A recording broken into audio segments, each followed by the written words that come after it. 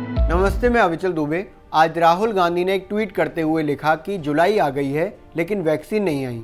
इस पर जवाब देते हुए केंद्रीय स्वास्थ्य मंत्री डॉक्टर हर्षवर्धन ने लिखा कि राहुल गांधी को क्या समस्या है, क्या उन्होंने मेरे द्वारा कल शेयर किए गए डाटा को नहीं पढ़ा है, जिसमें उन्होंने जून में दी गई वैक्सीन और जुलाई में वैक्सीन की अवेलेबिलिटी को बताया था। लेकिन अगर एक लाइन में कहा जाए तो राहुल गांधी की बात इतनी कमज़ोर नहीं है। वो जो सवाल उठा रहे हैं उसमें कुछ ना कुछ तथ्य ज़रूर हैं। उसके कारण साफ हैं कि देश में जो वैक्सीन की रफ्तार 21 जून को पकड़ी गई थी, यानी कि 21 जून को रिकॉर्ड वैक्सीनेशन हुआ था, उसके बाद धीमी पड़ती गई। इसके साथ ही देश भर में कई सारे वैक्सीनेशन सेंटर बंद हुए और वैक्सीनेशन सेंटर्स की भी हालत उतनी अच्छी नहीं है। आपको एक छिंदवाड़ा का वीडियो दिखाते हैं। मध्य प्रदेश के छिंदवाड़ा में जैसे ही वैक्सीनेशन सेंटर का शटर खुला, लोग एक पर एक चढ़कर होकर भागने लगे। कारण साफ है कि सप्लाई से ज़्यादा डिमांड होना। अब जब वैक्सीन की ये हालत है तो इसमें इतनी आसानी से तो नहीं कहा जा सकता कि वैक्सीन की अवेलेबिलिटी अच्छी रहेगी। आपको एक एक तथ्य, एक एक बात इसकी ढंग से बताएंगे, पूरा विषय समझाएंगे। सबसे पहले आप ये समझिए कि अगर वैक्सीन टाइम पर आपको और मेरे को अवेलेबल नहीं हुई तो ये हमारे लिए कितना घातक होने जा रहा है। कारण है तीसरी वेव। जितनी जल्दी वैक्सीन लग जाएंगी, तीसरी वेव का खतरा उतना ज़्यादा टल जाएगा, और जितना लेट हम वैक्सीन लगाएंगे तीसरी वेव उतनी ही तेज़ी से आएगी। इसलिए ज़रूरी है कि वैक्सीन पर हम बात करें, वैक्सीन को लेकर चिंतित हो जाएं। पहले आप ये समझिए कि कल डॉक्टर हर्षवर्धन ने ट्वीट करते हुए मोटा माटी क्या लिखा। उन्होंने बताया कि देश में 75% जो वैक्सीन है वो केंद्र सरकार के हाथ में है, यानी केंद्र सरकार उसकी अवेलेबिलिटी करता है और राज्यों को प्रोवाइड कराता है। उसकी वजह से है जून में 11.5 करोड़ वैक्सीन लगाई गई हैं। इसके साथ ही जुलाई में राज्यों को अगले 15 दिन के लिए डे वाइज प्लान भी बता दिया गया है, उसकी जानकारी साझा कर दी गई है। कुल 12 करोड़ वैक्सीन डोज जुलाई में बनाई जाएंगी। प्राइवेट हॉस्पिटल की जो वैक्सीन होंगी इससे अलग और ऊपर होंगी। अब यहीं पर आते हैं, पहले ये पता करते हैं कि देश में कितना वैक्सीनेशन हुआ है। 34 करोड़ वैक्सीन देश में लग चुकी हैं, जिसमें पहली डोज 28 करोड़ लोगों को लगी है, दूसरी डोज 6 करोड़ से ज़्यादा लगी हैं। आबादी के हिसाब से देश में वैक्सीनेशन की अगर मैं बात करूं तो पहली डोज 21% और दूसरी डोज 4.5% लग चुकी है। सुप्रीम कोर्ट में जो सरकार ने हलफनामा दायर किया था उसके मुताबिक जुलाई में सरकार का टारगेट जो था वो 51.5 करोड़ वैक्सीन लगाने का था।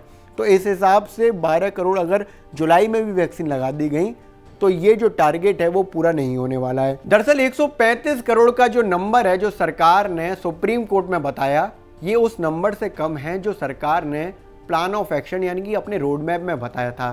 सरकार ने बताया था कि अगस्त से लेकर दिसंबर तक 216 करोड़ वैक्सीन डोजेज बनाई जाएंगी और वो डोजेज लोगों तक अवेलेबल कराई जाएंगी। तो इसमें इतना ज़्यादा अंतर कैसे है, जबकि नीति आयोग के जो सदस्य हैं डॉक्टर वी.के. पॉल, उन्होंने साफ तौर पर बताया कि 216 करोड़ वैक्सीन डोजेज बनाने का जो प्लान है अगस्त से दिसंबर तक का, उसका रोड मैप क्या होगा, कौन कौन सी वैक्सीन अवेलेबल होंगी। तो इतना ज़्यादा अंतर कैसे हो गया, इतना ज़्यादा डिक्रीज़ कैसे हो गया ये नंबर, ये एक सवाल है। इसके साथ ही जो वैक्सीन लगाने का जो प्लान है उसमें लेकर भी एक सवाल ये है कि 21 जून को तो आपने रिकॉर्ड बना लिया, आपने 86 लाख से ज़्यादा वैक्सीन एक दिन में लगाई, लेकिन उसके बाद लगातार वैक्सीनेशन प्रोसेस में ढिलाई देखी गई। उसके साथ ही ये भी लगातार अंदाज़ा लगाया गया अगर इस तरह की ढिलाई होगी तो वैक्सीनेशन प्रोसेस कितना लंबा चला जाएगा, वैक्सीनेशन ड्राइव और लंबी होती चली जाएगी। क्योंकि रिकॉर्ड बनाना एक बात है और वैक्सीनेशन ड्राइव को चलाना दूसरी बात है, औसत बनाए रखना दूसरी बात है। अभी करीब हर महीने 12 करोड़ वैक्सीन उपलब्ध हो रही हैं, जैसा कि 11.5 करोड़ वैक्सीन जून में भी लगाई गई। जुलाई से 20 से 22 करोड़ वैक्सीन डोज मिलने की उम्मीद थी, लेकिन स्वास्थ्य मंत्री ने भी ये क्लियर कर दिया कि जुलाई में भी 12 करोड़ वैक्सीन ही मिलेंगी। तो इस हिसाब से जो हमारा औसत है वो कम हो जाएगा। अब आपको एक मानक बताता हूँ जिसके हिसाब से हर्ड इम्यूनिटी पाने के लिए 70% 18+ आबादी को वैक्सीनेट होना ज़रूरी है। तो भारत में ये नंबर काफ़ी ज़्यादा है। भारत की जितनी आबादी है उसके हिसाब से 18+ नंबर भी काफ़ी ज़्यादा है और उसमें 70% नंबर भी काफ़ी ज़्यादा है। अगर मोटा माटी एवरेज मान लें, अभी जो करीब एवरेज चल रहा है वो 40 लाख वैक्सीन डोजेस डेली का चल रहा है। कभी ज़्यादा होता है, कभी कम होता है, लेकिन आगे वैक्सीन ज़्यादा अवेलेबल होती जाएंगी। मान लीजिए अगस्त में और ज़्यादा वैक्सीन अवेलेबल हो गई तो 50 लाख का भी मान लिया एवरेज, तो उस हिसाब से मार्च 2022 तक वैक्सीनेशन ड्राइव चलेगा। लेकिन अगर यही 40 लाख वाला डेली वैक्सीन एवरेज रहा तो अगले साल अब तक, यानी कि 1 साल बाद तक हम अपने 18+ आबादी को वैक्सीनेट करने में लगे रहेंगे। इस वजह से सबसे बड़ी दिक्कत ये हो सकती है कि जो तीसरी लहर है उसका प्रकोप, उसका कहर सबसे ज़्यादा हो सकता है, क्योंकि अगर तीसरी लहर से बचने का कोई एक साधन है तो वो है वैक्सीनेशन।